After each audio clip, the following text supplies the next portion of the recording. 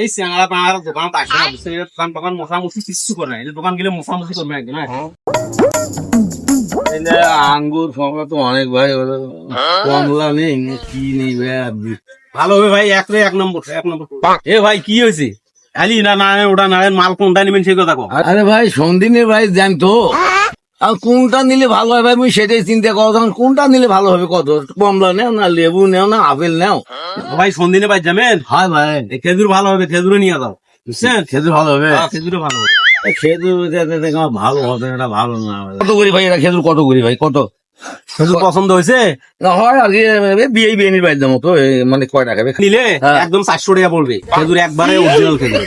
হ্যাঁ 400 টাকা কেজি, আমার ঘরে কোনো বাজারও 150 টাকা 200 টাকা কেজি, আর তোমার 400 টাকা কেজি না কেন? খেজুর খেজুর খেজুর তো তোমার কোনো এ ভাই 150 টাকা খেজুর খাবা নাকি ভাই, বুঝছেন? খেজুরে আড়ি খাও দি যায়।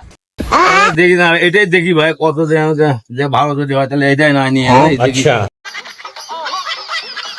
খেজুরই খাওয়া না, আঁটি খান বাড়িতে আঁটি।